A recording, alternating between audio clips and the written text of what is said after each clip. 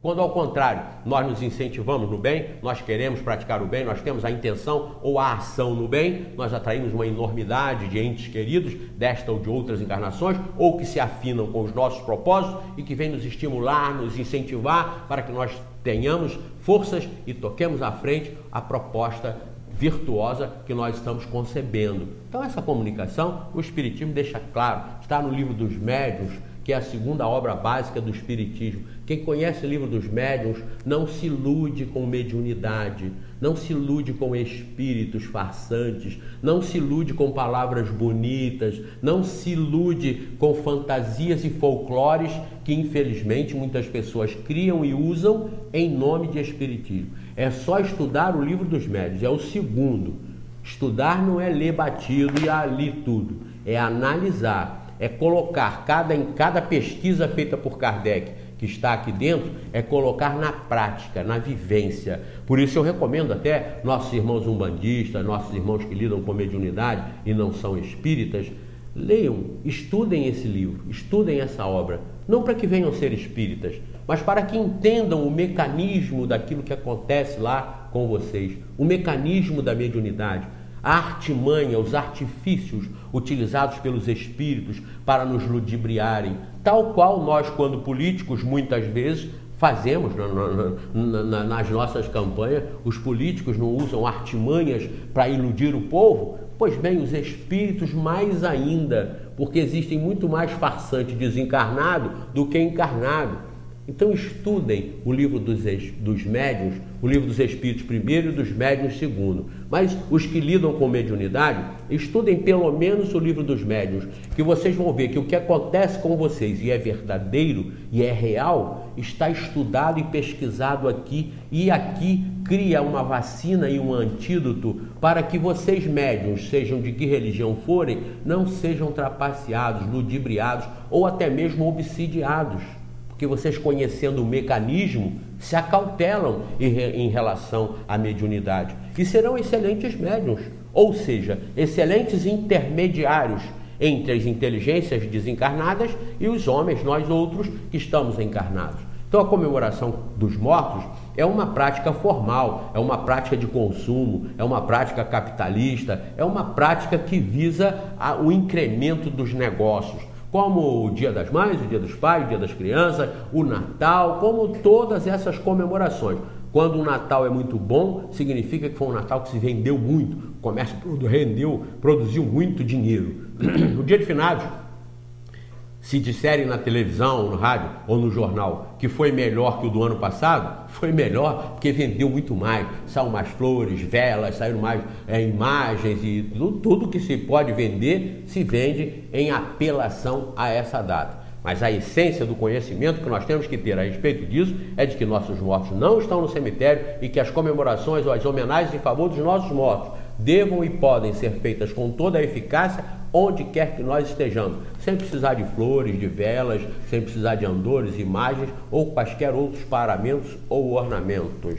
Valéria, bom, a gente vê que os sentimentos e os pensamentos que a gente tem de carinho, de saudade, valem muito mais do que qualquer coisa material, né? E nós tivemos essa semana aí, José Manuel, falando, né, desse Dia de Finados, a morte do ex-presidente da Argentina, Néstor Kirchner, e a marido atual da presidente também da Argentina.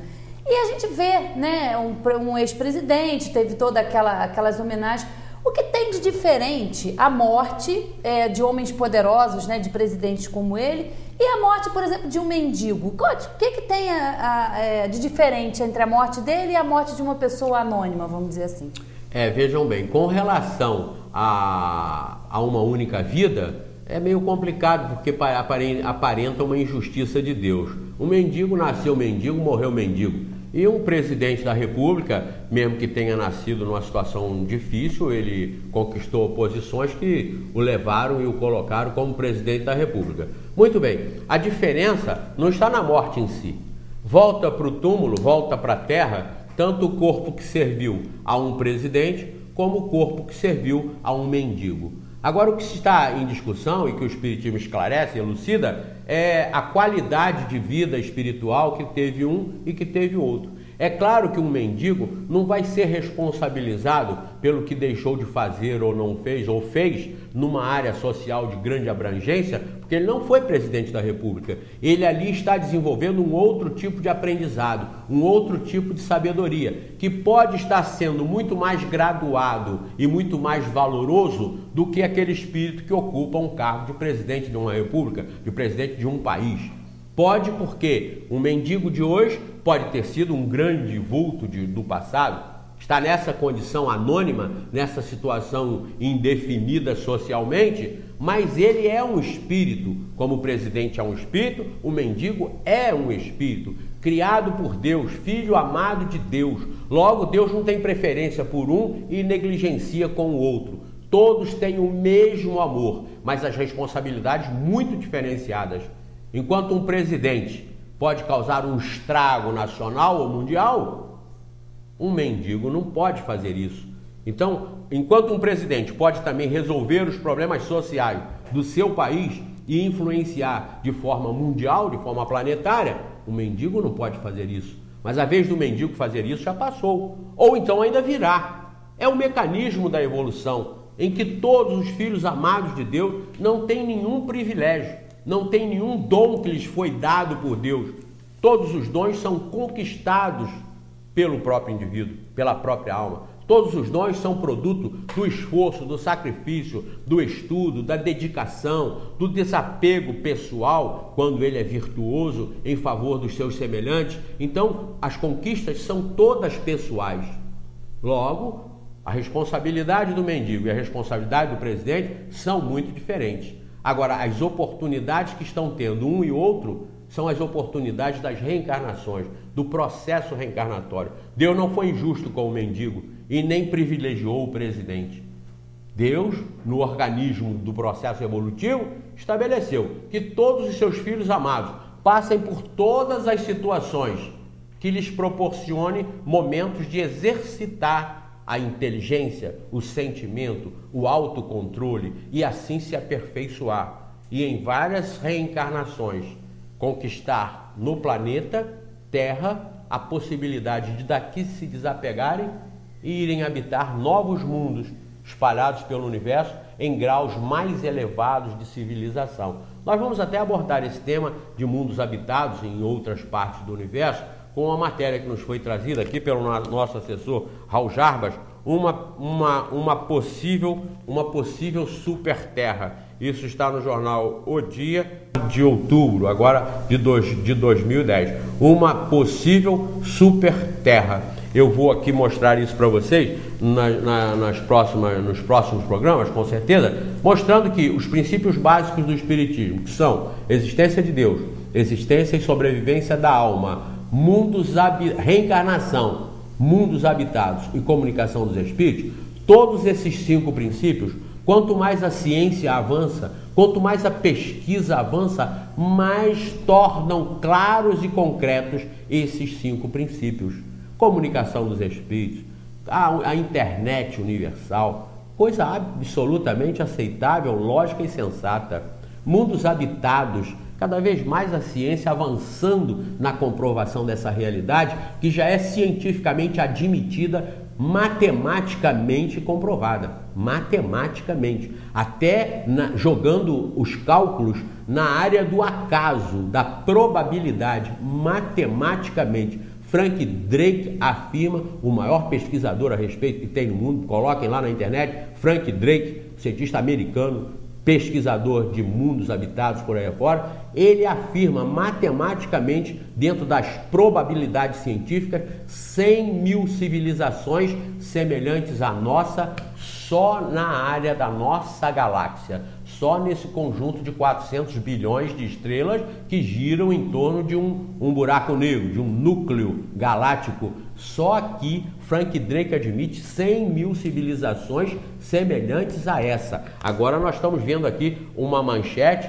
de uma matéria Super Terra, que foi recentemente descoberto esse planeta. E bilhões de outros existem semelhantes à Terra, com outras condições de vida inteligente estando sendo manifestada, espalhados por esse universo que não foi criado inutilmente por Deus. mas foi criado para que tudo progrida e tudo evolua e tudo seja perfeito em inteligência. Esse é o grande objetivo da evolução do universo, de toda a criação de Deus. Então, observem que o mendigo tem uma grande responsabilidade pessoal e social dentro do seu âmbito, dentro da sua área, essa responsabilidade social. E o presidente tem uma grande responsabilidade social, uma grande possibilidade de ajudar, de ser útil, de ser honesto, honrado e cumpridor dos seus deveres perante os seus irmãos, perante aqueles que o colocaram lá no caso da presidência. Então, a morte perante Deus é o processo. A morte perante os homens é uma demonstração de que na sociedade as pessoas estão ocupando os cargos e responsabilidades diferenciadas. Mas para os espíritos, para as almas que ali estão, a responsabilidade é sagrada de exercício da capacidade, da capacitação espiritual e da evolução de cada um de nós. E a gente, diante de tanta grandiosidade, de tanta beleza, de tanta harmonia que a gente observa desde o micro até o macro, na organização, como disse o José Manuel hoje, dessa arquitetura, dessa engenharia, desse planejamento, é claro que Deus não poderia nos equivocar conosco, que somos suas criaturas, que somos espíritos criados simples e ignorantes e que vamos adquirindo experiência, exercitando melhor o nosso livre-arbítrio até chegarmos à perfeição. Então, é claro que Deus não cria uns com privilégio, uns com dom. Claro que não são dons, são conquistas que o espírito vai fazendo ao longo da sua existência. E aqui mesmo, nessa semana na Focus, a Igreja Nova Jerusalém trouxe um menino, né, Zé Manuel, de 10 anos, que prega a Bíblia como um adulto. Por que disso?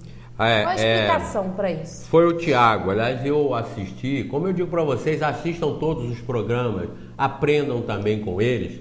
Eu não estou falando isso com leviandade ou com ironia, não. Eu assisto os programas com respeito, com seriedade.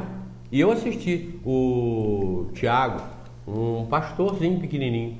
É um pastor velho num corpo novo. É a definição que nós temos com o Espiritismo. E a definição aceitável perante isso que nós estávamos falando ainda agora, a respeito dos dons. Deus não dá o dom. Deus dá a oportunidade de cada um conquistar os seus dons. Quando Mozart, aos 6, 7 anos, já estava compondo belíssimas obras na área da música, não foi um dom que Deus lhe deu, foi uma conquista que ele realizou, que ele se apoderou dela pelos seus esforços, pelos seus estudos, pela sua sensibilidade, pela sua dedicação. Então o que nós vimos aqui foi um excelente programa naquilo que se propõe a Igreja Nova Jerusalém, a Assembleia de Deus, mostrando um pastorzinho, um menino com a competência de que muitos teólogos formados em teologia, pós-graduados em teologia, que é uma coisa muito abstrata, apresentam às vezes.